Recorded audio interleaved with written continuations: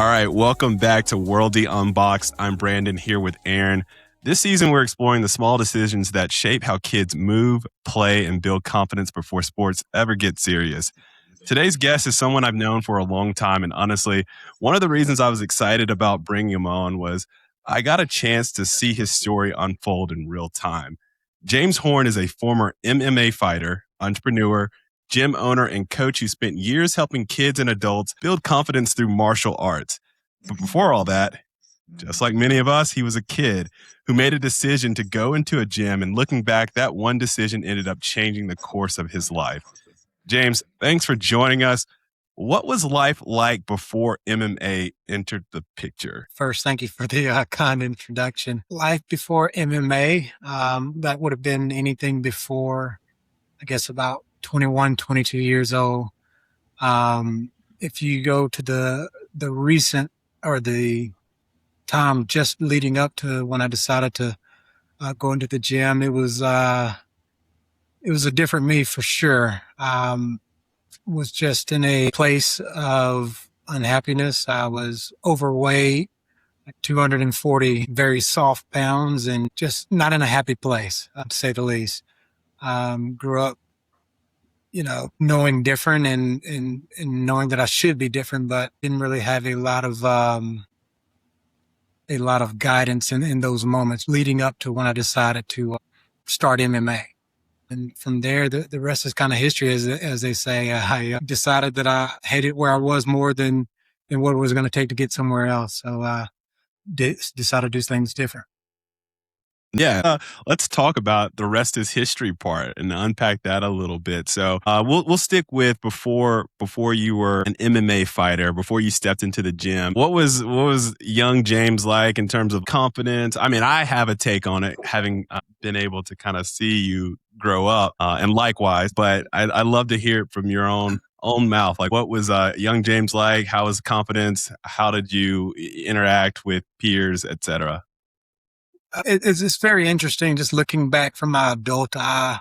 I can see glimpses of, what I try to make myself become or what I'm trying to become now, because I think the task is never done. But just looking back in my adult eye, I definitely see moments of like, that was there all along, looking back as far as the ability to be okay with failing one and going after different things, not afraid to try things and fail. My dad he was a contractor and just trying all kinds of machinery, driving those things like I owned the place. And just, even though it was in my kid's mind, I still, that ability to like get past my lack of confidence has been there, just in a different version.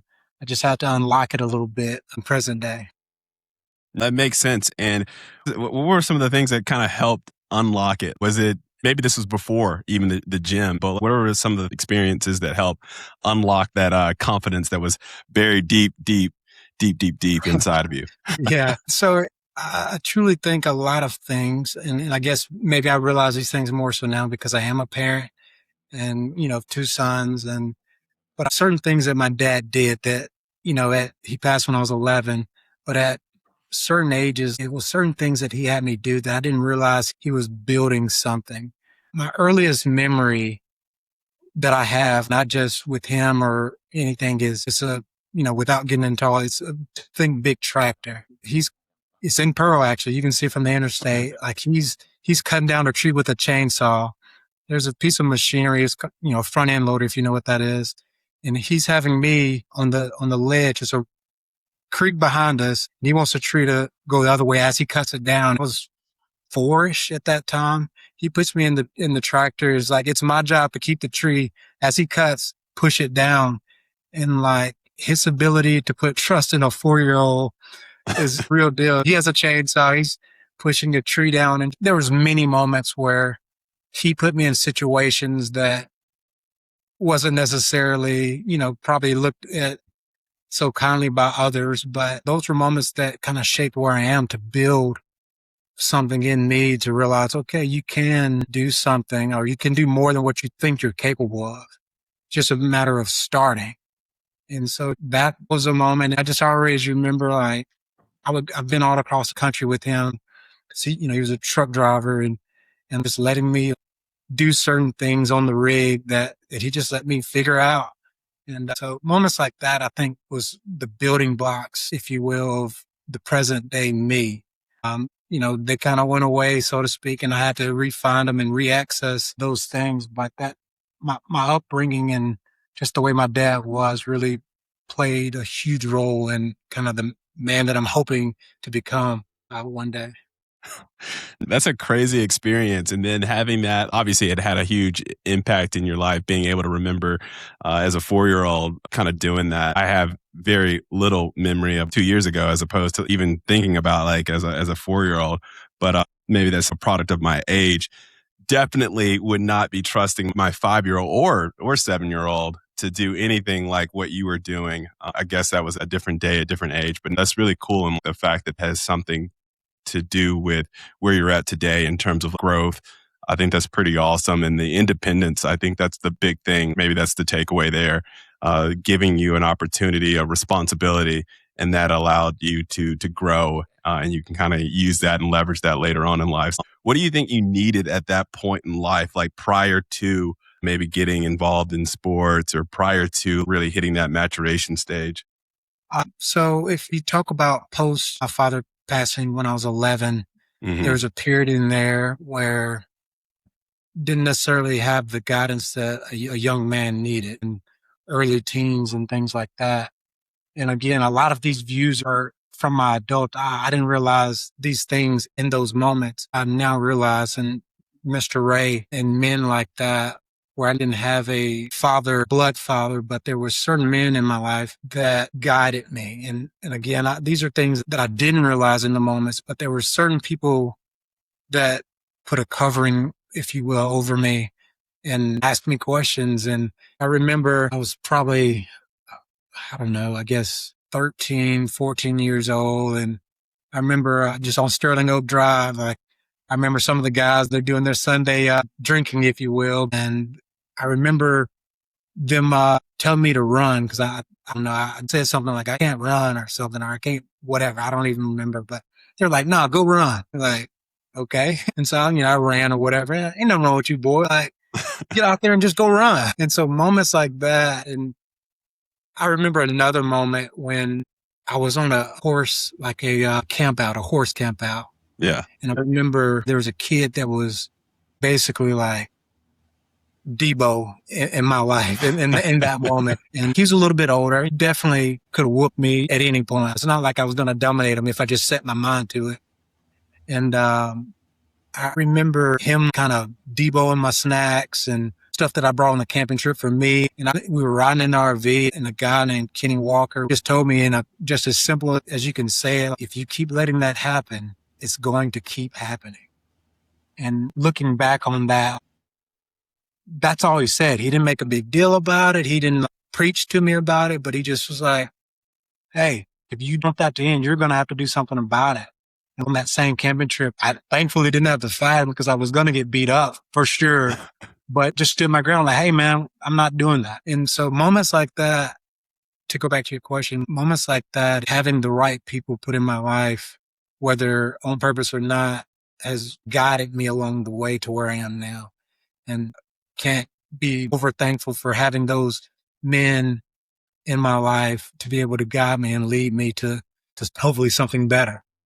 Yeah, 100%. That's it's always a blessing to have that type of interaction, to have that type of guidance, especially with the loss of your dad and having that void, not necessarily all the way filled, but just being able to have a group of individuals step up. I know you mentioned Ray, that's a mutual friend's dad. So like those men being able to help out and really spur you.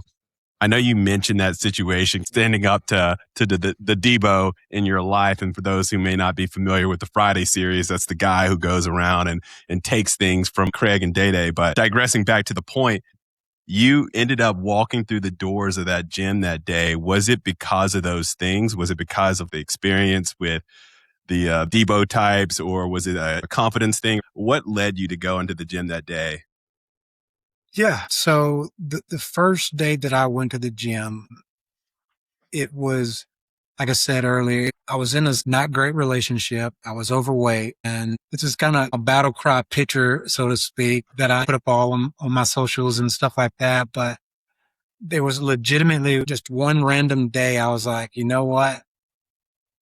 I'm not doing this anymore. So I got out my Sony camera, took a picture of my overweight self, and was like, not again. And it just went from there. Like I remember buying a sauna suit. It was like the middle of June. I'm going to run 2 miles. I had never ran before. Like actual, I won't even call that distance at this point in my life. But I remember like, so I'm just going to run 2 miles and like figure the rest out. And I took a picture, decided, and one of our other mutual friends was supposed to come with me, and we were supposed to do this MMA thing together, but it turns out it was just me. And man, years later, it's been 18, 19 years now of mixed martial arts, and it's a lifestyle for me. And obviously, I have the gym now and things like that. So it Yeah. was legit. Just wanted better. And that in the moment, I didn't know what that meant necessarily, but I knew that I needed to do something. So you got to start.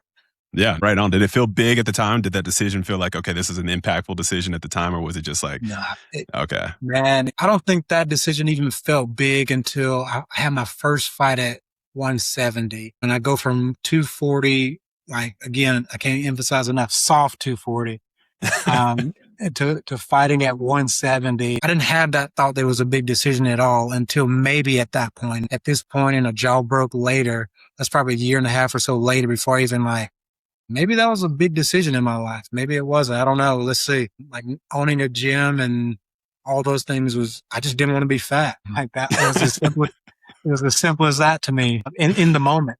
yeah, How did you land on MMA? Because, if you want to turn your life around or if you think you're overweight, there's a lot of options. And for me, I don't know if the first thing that I would think of is combat sports, but maybe that's just a personality thing. But how did you decide that MMA was the way that you were going to kind of change things in your life? Yeah, good question. So the truth about it is that we were watching bootleg satellite UFC fights, like old school, one bare knuckle, one glove on, not what the present day UFC is, but we were watching that and it was like, I can do that. Like, or I want, well, not I can, but I want to do that. And, so my brother was actually at the same gym. He was there, and I'm a big believer in once you speak it into the world, it finds a way for it to happen. And so I put it into the world like that. I want to try this MMA thing. Like it was legit. Like again, not mainstream like it is. You weren't seeing it on ESPN. It was like bootleg cable or bust. And, so my brother just happened to be at the gym that I went to, which we never trained together, which was also interesting. Even though he was there, I started because he was there. And then our mutual friend was supposed to come join with me. That's just kind of how it happened. For no other reason. It was just the thought that was on my mind. Cause I mean, other than football at that time, like the triathlons and, all those things didn't exist to me. Like only thing I really knew from an athletic standpoint was football. And, that wasn't an option. I couldn't even, I actually, we did flag football, I think, kind of yeah. around those same time period, but Yeah, we had a pretty good team. I hate that you forgot about that. yeah, we did. So man, it was just by chance, I guess, to answer your question. I will say I didn't know what I was getting into at the time. I mean, what we think things are and what they actually turn out to be are oftentimes different things. That's in anything. If we're building a company, what we think is going to be like, and like that turns out different. So I didn't necessarily know what I was getting into, but that was just the thing that sparked my interest. Didn't like running 2 miles in a sauna suit in June. So there was that. It was getting to be a better way. Yeah, No, no, it that definitely makes sense. yeah, for sure, for sure. So looking back now that you can use the, what do they call it, Monday morning quarterback perspective, like you can look back and see how it has made an impact on your life. How much did that one decision going into the gym kind of change your life? Oh man. That decision has led me to so many other things. I think it's infinite to all the things it has led me to now because, I mean, my wife, I technically met her through the job that I got because, long story short, I was finishing nursing school. I was doing MMA at the time, had a couple fights, And the nurse that worked the fights that knew me, I try to always be pretty chill. And I was always just super calm, doing not blood work, but heart rate and all the pre-checks before fights. And she remembered me from the fights. And so her husband, we were friends on Facebook. So they reached out through mutual friends and like, hey, we're looking for a nurse. Would you be interested? So fast forward, I ended up getting the job as a nurse for 8 years through MMA. And then I met my wife at the place that I was working as a nurse. And so we have our boys, like all these things that you can't even put into, owning a gym and all those things led from just deciding to not be fat anymore. And then it led to meeting my wife, who's a health nut, doing triathlons and all those things. None of that happens if I don't ever walk into I won't say it never happens, but it's definitely a different route. So that decision just to not be fat and walk into an MMA gym led to college or led to being a nurse and meeting my wife, having 2 boys and all the other infinite things that I can't account for. So yeah, that's the epitome of a small decision snowballing and becoming something huge that has an impact that goes well beyond just that one small decision. It's a good thing that Ozempic didn't exist back then. Yeah, you may not be a fighter. You may have Ozempic face right now. Never mind. I'm not going to bash anything on here. I don't want y'all to get sued. No. I don't think Ozempic even registers and knows that we're on the radar. So I think we're safe from any kind of lawsuit from them. Kind of switching gears and talking about confidence now. What do you think people get wrong when they think about confidence? And like, especially let's frame it as like parents. What do you think parents get wrong when they think about confidence and how to instill confidence in their kids? And again, I'm just a parent learning every day. Yeah. This is a big disclaimer. This is not parental advice. I'm just a parent who messes up every day. So it's just not in stone, but I think that the mistake that most modern parents make is they don't allow their kids to fail enough. I think that we as a culture, obviously I want better for my sons. I know you want better for your girls than what we had or what you had. But I think there's just something in us to not let our kids fail enough. And I think that's the biggest mistake. If we can, sometimes I look at my sons and I just look at them and say, okay, is this going to be a yard visit or is this going to be kind of a shake it off kind of thing? Because otherwise, if it's just a shake it off, cry for a minute and be okay, I'm probably just going to let them work through that. I'm not going to save them from every mistake and every actual fall and, life follows, if you will. I think the word, I guess now that's popular now is helicopter parenting. That is just not the way that it should be, in my opinion. I think kids should fail often. We should fail often because through that failure comes a lot of learning. That's how you learn. It's just, again, I don't think you can put it in a number or exact percent or whatever, but the moments that we fail is the moments that we learn from it. I fail every day with something with Apollo. I legitimately remember the one time I raised my voice, to his mom. I was talking loud. I wasn't I don't cuss or anything like that. But I remember raising my voice and it broke my heart that I allowed him to see that. And so I say that to say I fail every day, but we have to consistently try to be a better version. And like that, I say that failure, that moment, you know what I don't do anymore? I don't do that because in that moment I failed. I felt like I let him down. I felt like I let my family down. But that unfortunately, that had to happen for me to feel that way, to learn from that. And now, I try to handle moments like that a little bit different. And I do the same thing with them. Whenever he's trying to figure something out, I don't give him the answer. I ask him questions. I let him form his own thought process and things like that. if you ask me, Dad, why are there clouds in the sky? Son, why do you think there's clouds in the sky? What do you think that can mean? And he goes down this in his 4-year-old way, like go down this, well, gray clouds, that means rain. And so all those things are just little bitty moments of allowing him to like figure it out. Matter of fact, we have a saying, like anytime, like, because I don't believe in the word can't. Like, I was like, I asked, what do horns do? And he's like, you figure things out. And that's the standard we hold. And so, to answer your question, that's the biggest thing that I think parents get wrong is not allowing their kids to, and themselves for that matter, to fail more. If that makes sense. No, that does make sense. And it's tough. I got a follow-up question for both of you guys as parents, because James, you said that, parents need to let kids fail more.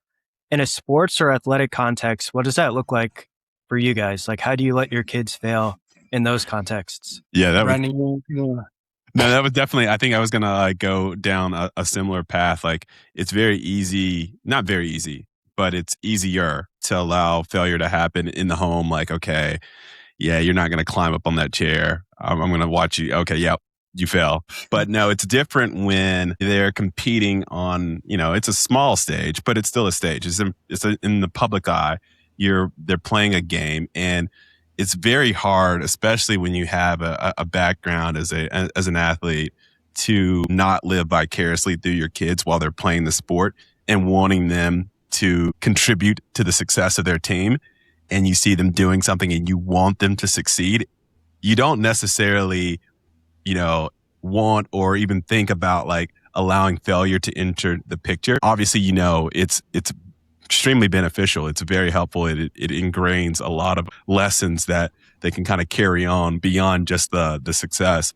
So it's very difficult to promote or allow or to, I don't want to say tolerate, but I can't think of a better word, failure in the sports arena, because there's a part of you that is just super invested in this. Man, for sure. And just kind of piggybacking off that, like, Apollo's doing martial arts now, which warms my heart in general, just because he's out there and I get to coach him but to see my son get handled by another kid and I'm the coach, that's a hard position to like not coach only my son. I have to be diplomatic. I'm at a gym up with paying parents and things like that. It's a very unique situation to like he has to have that experience and like he has to go through that struggle. And I don't want to try not to get over invested in that moment by, Apollo, like, no, Apollo, here's what you need to do. And in the same voice, I have to coach both kids because they're both, on the mats and like, and it's very cool to see now, like, cause we've had moments where Apollo was like just crying, like bawling tears, like, cause another kid beat him, and like, but that's what he needs to, like, I know that's what he needs because, not to go down the whole martial arts, jujitsu, whatever rant about, but it's a lot of things in martial arts that relates directly to life as far as like having struggles, thinking through that struggle, because you're going to be in bad spots, but that a bad spot doesn't mean that it's over. That just means you have to think through how to reverse it or how to get out of that spot. And how many times are we in bad situations in life? It doesn't mean it's the end. It just means we got to figure it out. And like, it's really cool to like, and not just my son by any means, but like to see kids in the gym, like come in there and they're very meek and quiet and it's just like, once they get a little bit of like, oh, I can grapple a little bit, and they get a little bit of confidence about them through all those times that they fail. Like, and obviously I see my son more directly than I see the other kids, but like just seeing him now, like just, he still has struggles, but like just having like a want about it. Like now he knows that, okay, I can maybe hold this kid down. And so like he wants to like practice more because he's like realizing like, oh, it's not just me failing, like through all these trials, I'm learning. And it's just, obviously he's 4 and he'll have the same, I guess, future memories like me in his adult mind, but it's just kind of cool to just see it manifest directly so close to home. Yeah. To your maybe to your from your perspective, you don't have to necessarily rely on him to hold the tree up though while you're hacking away at it. So you're in a safer spot. You're Different generation, a different time, man. That's insane that he would allow me to do that. But man, like uh, it's crazy. These are very smaller versions of all that, but no. it was needed nonetheless. No doubt, no doubt. So this is going to be the last question on confidence, but as you work, as you coach with the kids, your kids, you probably had a chance to look and see their progression and notice like even maybe like personality kind of things change. Where would you say confidence comes from in that progression journey? Does it come before success, or does it come because of success? I mean, if I have to pick one, I think confidence comes because of success. Because I may not have the word for it, but I think anything that you have prior to that, it's probably something else, if you will. It's a belief in yourself or all these things, but I don't know if you can have confidence without the trials and failures to eventually have success. I think that's where true confidence comes from is from success, and not just having success one time, but like going through those moments of failure and like rebooting and figuring those things out. I think that's how you build confidence. I don't think you might be arrogant or something else prior, or and I say that, but I think it's not the same as confidence. I'm not saying you don't believe in yourself, but I'm saying I don't know if it's confidence until you do have that success that was forged by hard times and trials and failures and repeats and all those things. It's certain things I do now that I have a lot of confidence in, but prior to going through all that, I wouldn't have called it confidence. Maybe it was just a belief, like if another man can do it, I can do it too. But I think true confidence comes from having success at some point. Yeah, I think that's right. I think you kind of described it in the correct way, because I believe that kids, any adults, whoever, kind of needs those small wins, and that win is maybe kind of getting a part of something right. You may have not won the war or whatever, however the phrasing goes, but you're able to kind of like win these small battles, and that gives you that confidence, because it's kind of like a rung on a rope, like you've gotten to that point. So Right. I think that's exactly right. And anything before that is probably either maybe a lot of self-belief or blind confidence, or arrogance or whatever. But I think it's comes from those small wins, and those small wins are littered with a bunch of failures. So I think that's probably the correct way to describe it. The way that I would put it, I agree with you guys. The way that I would put it is that confidence comes after progression. So as you fail and get better, Yeah. and then Mhm. continued progression leads to success. And then it's kind of like a virtuous cycle. So Yeah. I agree with you guys, but that's the way I would put it. Yeah, that's a succinct way of putting it. I think you articulated that well. So kind of moving beyond just the confidence framework into, what you have experienced as a coach, as a gym owner, as you see kids, as you see young adults, as you see old adults in the program. What do you think they're not getting enough of from like an opportunities perspective? Like, what do you think? Like, hey, you know what? And this could be general, it could be specific, but like, what do you think from like, and we'll focus on kids here because a lot of that is relevant. But what do you think they're not getting enough opportunities? The best way I can put it is I don't think that people, whether kids or adults, are getting enough opportunity to hold the light. Mhm. And what I mean by that is, again, a lot of these thought processes are in my adult mind, but my dad he was a trucker, a contractor, and worked on big rigs, had multiple big rigs and all those things.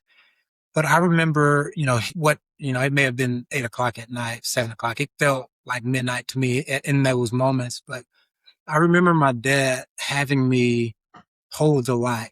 Like at night, he's out there working on a tire, changing out the brakes or what have you. And like I remember thinking like, why am I out here holding this light? Like it literally has a hook on it to hold the light. Like, why does he need me to hold this light? And so, and this is a point not too long ago, like, a couple of years ago, I realized like it was never about holding the light. It was about me being out there, seeing what a man that works hard does Mm-hmm. and growing in those moments. It wasn't like he didn't need me to hold the light, but he needed me to see what it takes to be a man and what being a man can sometimes mean. Getting your hands dirty, doing, working late nights, all those things. And so I think that kids needs more opportunity. Kids, adults, all of us need more opportunities to hold that light, do hard things, do things that you don't want to do. Like, it doesn't matter if you don't want to do it, just go do it. Like, if it needs to be done, commit. Like, so I think that a lot of times we can come up short, by not letting those opportunities manifest. Like, I'm what's the saying, like the gym saying, I'm gonna start tomorrow. No, Yeah. we're not waiting for tomorrow. We're starting today. We're not waiting till Monday to do it. Let's go ahead and just start now. And so I think that boils down to, just not holding the light enough, whether it be when they were a kid, kids in general right now, because, this is kind of off topic, but similar. Like, like when I was growing up, like teenage years, I was always looking for opportunity to work and like earn a dollar. Like it didn't matter, like insulation, putting down floors at New Vision. It didn't matter what, like I was looking for that. But like now kids are like, they're not about that life, or very few are. Yeah. And so like they hadn't had enough holding the light moments in their lives. You know what I mean? Like, so I just think like, man, like, let your kids hold the light. Like it don't matter. It's about the principle of it all. Like get out there, make them do. Like sometimes I have Apollo do stuff just so he can just because I know that he won't like to do it, just so he can go through that process. Whether it's just my version of holding the light for him. Mm-hmm.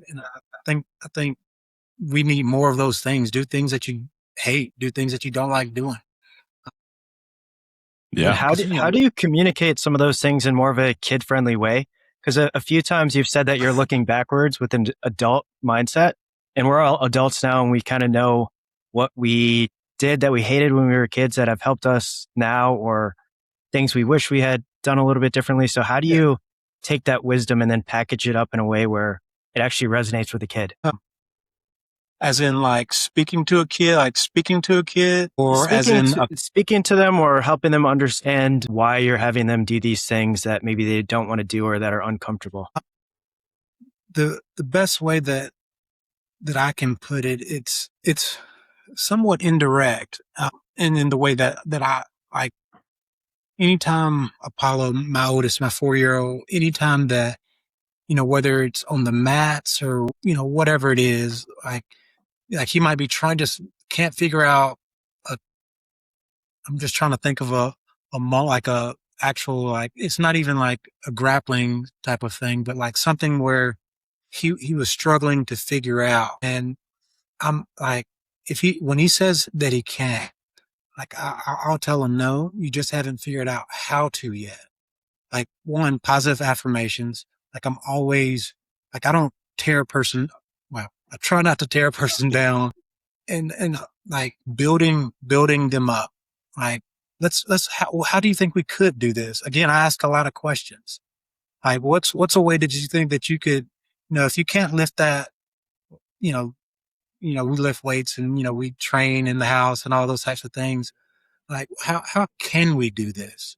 And let them kind of form their own way of at least trying. And again, that in that moment, that may not be the right way, but I allow that process to happen. Like, I ask a lot of questions to Apollo. How do you think we can move that from there to there?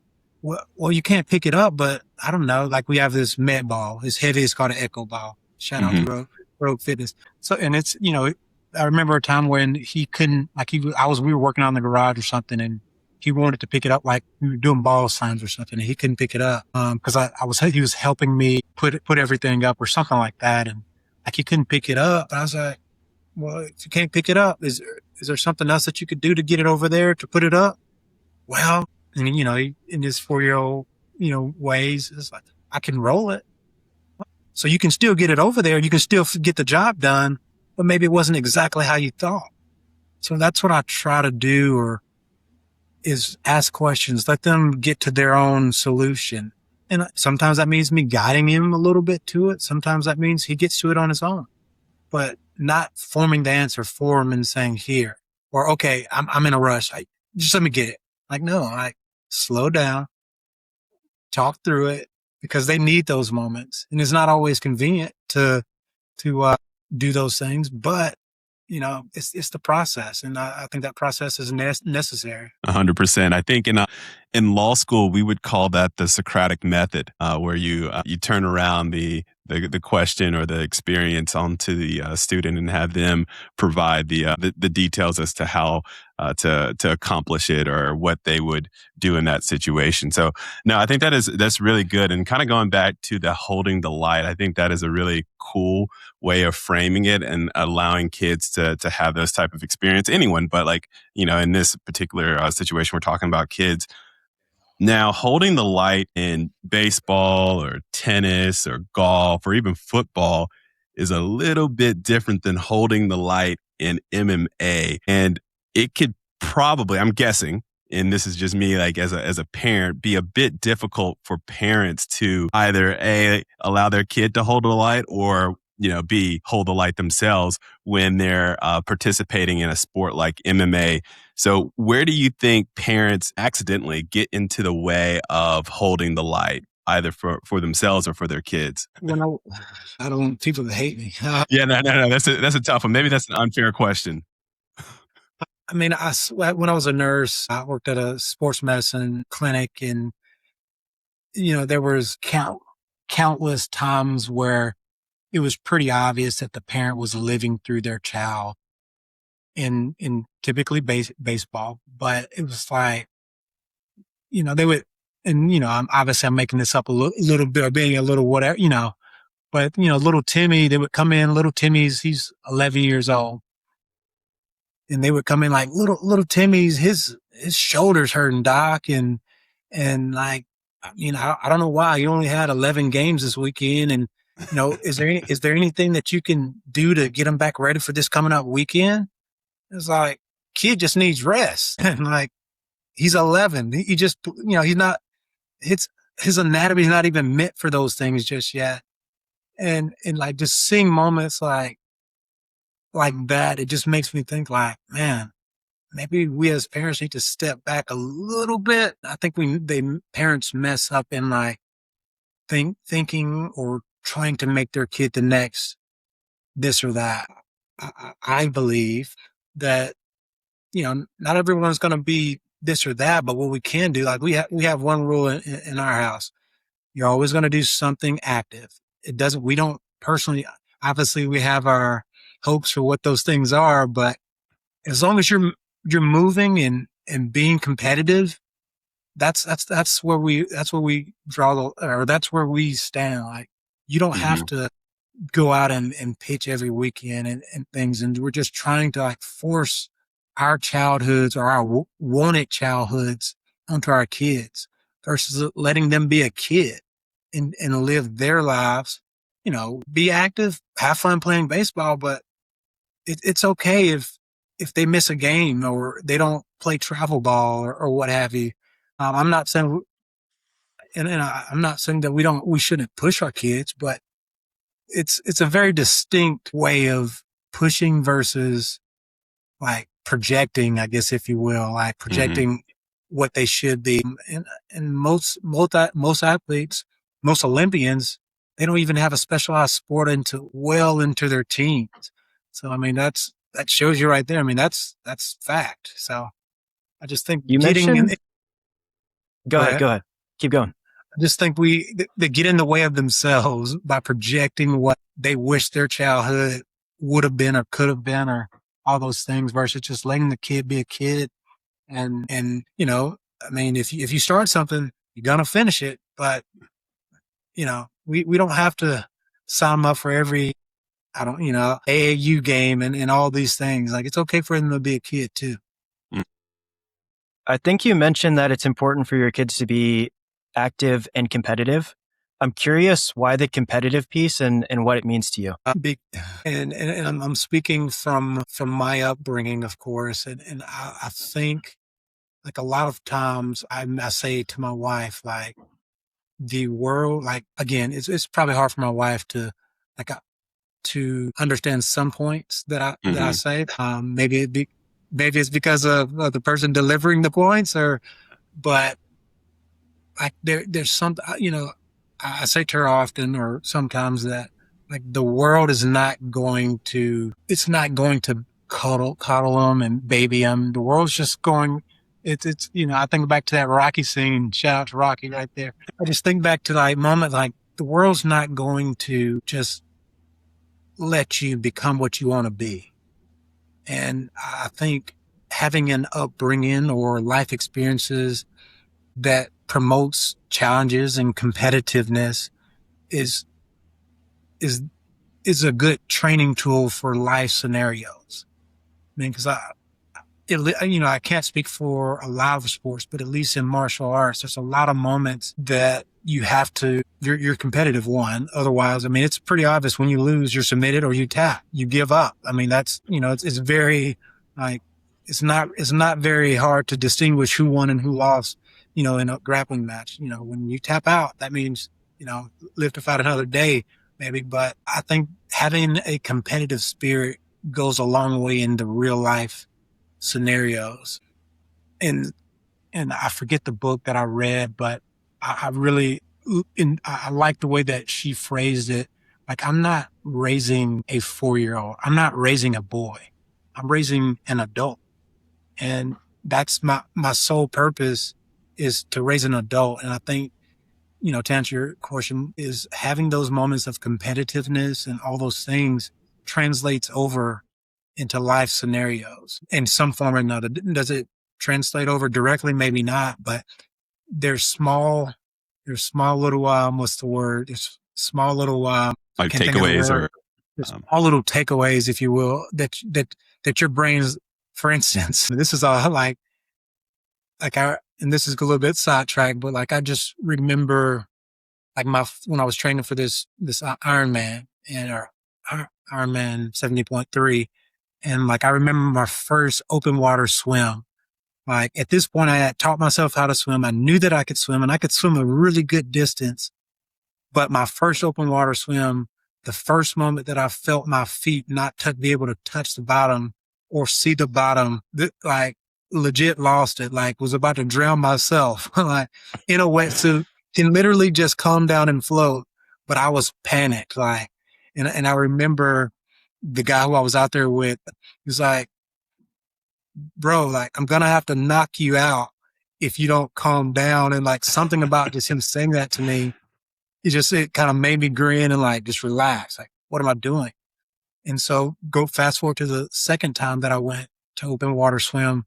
It's like my mind, like, okay, we've seen this already. Like, we're not going to freak out as much. And like, it was like something about that repetition, being out there, seeing that happen, translated over to that next moment. And then the third time, it was like, it's just water, just like in the pool. And so I say that to say, like, having that competitiveness, even maybe, indirectly, but it translates over into life scenarios to where, all right, if you're in the classroom, this person maybe have gotten a better grade this time, but, let's get it. We're going to go after it. Or this person, caught a pass on me or what have you, or shot on me. But, that's okay. I'm coming back for some more. So I think that's why competitiveness is important in these controlled environments, if you will, for when real life happens. Yeah, I think that's big. And I think that's the other piece of the equation that we were kind of like missing when we were talking about failure is that failure is beneficial if you learn how to respond appropriately to it.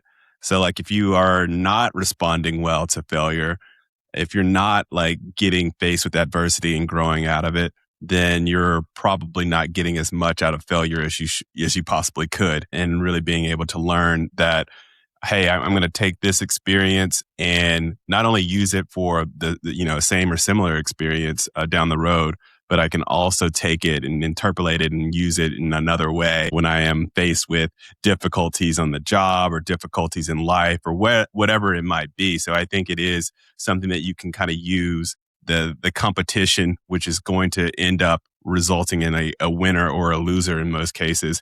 And that is going to lead to failure for some. And so you're going to be able to have to learn how to respond to that type of failure and to grow in a way in which is going to be beneficial for you later on in life. So I think that was the other kind of like part of the equation that makes failure such a beneficial tool when developing, not only as a young person, but also as an older person like myself. So I'm not that old, but old enough. Now, kind of going into the just a little bit touching into like the entrepreneurial stuff and the community building. So you stepped into a gym, you became an MMA fighter, you experienced some success, you decide to coach and train. Then you decide to open a gym. Like, why open a gym instead of just coaching? Well, so I was coaching initially because I couldn't afford classes. Like I remember like, man, I like these classes, but I don't like these payments. Yeah, that'll do it. And so it's, some people might say, oh, that's it for me. Again, these are one of those moments that like, maybe I didn't realize that I was doing it, but like I figure it out. Like, how can I do these classes, but not pay? And so that's what led me to coaching. Like, just cause I was too broke to be able to pay for memberships. I was like, well, I can teach some kids how to, shrimp or whatever, what have you. And so, and then just with the same spirit, fast forward however many years later, is like, I can make this profitable. Like, I, obviously with my dad and things that I've done over the years, like the entrepreneur spirit, like I can make this profitable and do it, do it differently and do those things. So just, timing and all those things, my longtime friend and coach and, was Johnny Little. He was like, we kind of got kicked out of the gym. And so just came together and started legitimately just started in the park. That's where my gym ownership started, was in a park in Ridgeland, just out there 2 or 3 days a week in the evenings, hoping it didn't rain. And so just kind of the rest is history from there as far as the ownership. I just, over the years, just I've felt so many times that things that we did as far as keeping memberships, getting new memberships, retaining memberships, all those things, not that I have it figured out now, but I have a little bit better idea about it at least. And it's just the entrepreneur spirit, almost like if you put me in any scenario, I'm probably going to try to figure out how to make it profitable. And that's just in my DNA, if you will. And so if I'm a coach, well, how can I make this profitable? Well, become an owner of a gym. And, not that it's, buying Ferraris or anything, but it's something, it's a hobby and long time, thing that I like doing, that I get to call home and go to and anytime I want and be able to make a little bit of money off of it through the gym. So that's just entrepreneurial spirit. It's like, why not make it into something that my vision has, versus, being under someone or whatnot. And just kind of, again, you speak it into the universe. It finds a way to make it happen. Yeah, no doubt, no doubt. I've seen you do that a ton. Speak something into the universe and then going after it. I would say that that's part of it, and then part of it is just your tenacity, your determination, and just like being able to not accept anything other than the success that you're envisioning. So I think that's huge, and that is something that has been something that I've tried to use in my own life as I've seen it work out for you. So one of the other, last questions about the entrepreneurship piece and the community building piece, I've noticed that at Black Cells MMA, even when that's the name of the gym, that even when you were, doing the fighting, that it was a very like tight knit community. And I see a lot of like communities similar to other types of, specialty type gyms like CrossFit gyms. Mhm. What makes a strong community there? And from your perspective, what makes a strong community with a gym like that? Pretty much exactly what you said. Like I'm terrible with names, but I do my absolute best to call students by their name, and things like that. I don't this not being I think there's, I'm not just blind to like it. The gym isn't my number one source of income, so I can have a less business like focus for the gym. So I'm not blind to that. If my bills getting paid at the house depending on the gym being profitable, solely on the gym being profitable, I probably would have a different perspective. But be that it may, like one thing that I purpose in our gym is like we are legitimately like family. Like outside of the gym, there's gatherings, there's get-togethers, it's not just I train with this person, then go home. Like I try to make it a family type, fun type atmosphere, and like keep the drama to like if there's drama, like I source that out, like or I nip that in the bud early because like that's not what my gym is about. Like it's about like like if you're having a bad day and you show up at the gym, like that's where your day becomes good. That's what Hmm. my goal is, and like kids and things like that, like I always have to like have a disclaimer, with the parents. And I treat those kids just like they're my son. That can be good or bad, but I treat them as if they're my own because sometimes like I may be the only father figure that this young man gets to see today. For that 45 minutes, I'm the only positive thing that he's seen today. Whether, bad day at school or, no father figure at home. Like it's my responsibility to make sure that he gets what he needs from this class.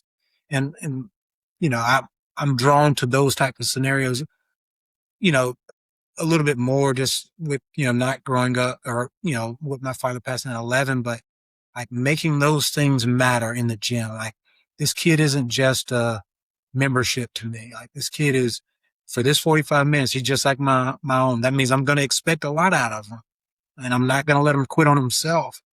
But I think that goes a long way in the culture of a gym is like for the parents to be able like to see that and understand that and see that like, okay, they're not just, you know, it's belting day, pay us $75. No, that's not what we're about. We're about changing, where these kids are and like developing those kids to be better human beings. Learning how to grapple and all those things, those are just byproducts of what we're about. Like, Paulo, I'm surprised he ain't came in here yet, but like it's just not yes, sir. It's 5 push-ups. It's the same thing, same thing in the classes. Like they get a warning and then it's 5 push-ups. And like the kids know this and we joke and have fun but there's a certain level of respect that has to be established. And I think parents see that. And I think hopefully my other coaches, see that like, cause I'm a believer that it starts from the top. And so doing all those things molds the culture into a certain way. And it's just a different vibe. Like we may not be the biggest gym in town, but we're going to be the most relatable or, the gym that people come to and enjoy being there. It's not like just another check off for the day. No, I think that makes for a really robust community. And just kind of like circling back on the sports thing as well, like being able to play any sport, because all the things that we've been talking about today, you can pick and choose whichever sport you're going to have a lot of the same or similar type of like learnings that would come out of it. I think it's huge, but I also think like that community piece is also really big. That being able to kind of socialize and to grow in that way as well, you can have a profound impact on someone beyond just the the field, the arena, the court, or whatever. So no, I think that's really cool. I know we're getting close to the end. So for listeners who kind of breeze through this or listen to this at 2.5x speed and missed some points, if you were going to put a bow on all this and maybe give a 1 minute synopsis, what would that be? I would say that it's important to let your kids go through adversity, even if it's micro doses, like in a controlled setting, whatever that is. Let them go through, let them experience adversity. You don't want the first time them experiencing adversity is to be when they go off for college. Don't be a helicopter parent. It's okay. It's okay. We grew up drinking out of water hoses. It's okay. We're going to be okay. Kids are resilient. They bounce back. So as parents, don't just hover around looking at how to save them. Yes, step in when necessary, but it's okay. They're going to figure it out. They might bump their head a little bit. We all do. That's fine. And, I guess the last thing is pay it forward. I know that someone's watching you, whether you realize it or not. I've had, and I'm trying not to go over this minute, but I've had, young men come back and tell me things that they saw that I didn't even knew. It wasn't even a thought in my mind in those moments. And they remember this years later. So I think paying it forward in the way that we interact and all those things just goes a long way in life and all the other avenues. Life. I think that's a big takeaway. And then something that I'll start using is the holding the light, having that type of willingness to go through or have those experiences or allow those kids to kind of go through that type of experience to grow. I think that's a really cool way of boxing an idea. So I think it's super cool. Anything else before we I guess call it a pod? Yeah. One question that might be a good thing to end on. You backed our campaign on Kickstarter. So I'm just curious, what was it just because you're such a big fan of Brandon, such a big friend of his, or what made you want to be a backer and back kind of to the extent that you did? If I'm in a position to be able to help, I'm gonna back my bros. If it's something which I believe in the product. There's that I 100% believe in the product. But if any of my friends or what have you, if there's something that I can support them, I'm in a position to do that. I'm gonna do that. I don't even it doesn't even matter what the return is for me. It was no, they're trying to launch something. Paying it forward goes back to that. I'm going to support that. And that's what it's about to me. So anytime I see people like me that are trying to progress themselves or move themselves forward. Yeah, I'm a back it. There's a little saying that I have that I said to some of our close friends, I don't want to be the one working more for your dream than you.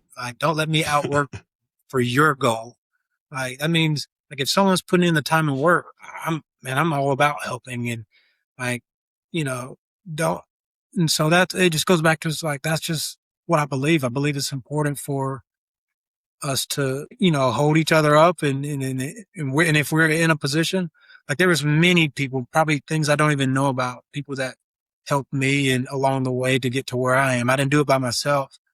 There's situations I'm sure that happened so if I can, help out Brandon or this, Worldy or my nephews, starting a lawnmower service, whatever. If I can, I will. That's what it boils down to me. But he is also a good friend, so there's that. And is it Brandon or Brandon? Yeah, wow. Brandon. Yeah, that is the name I heard growing up is Brandon. That was I remember you saying that. Yeah. He's capital A in my phone. Yeah. No, I've known James for years, maybe decades, and I learned some new things today that I didn't know about him, and it was it's always inspirational hearing from him. I never really tell you this in our group chats because I don't need your head to get any bigger or your hair to get any taller. But I definitely look to you and to the rest of our group for motivation to continue to to learn and grow, and as iron sharpens iron, to be able to be a 100%. much sharper individual. So really appreciate you backing us, supporting us, paying it forward, and then also appreciate you jumping on the podcast, shedding some knowledge, dropping some knowledge. I don't know what people are saying these days, but like, we really appreciate it. And Thank you thanks guys for jumping on. Thank you. I like what y'all are doing. Thank you.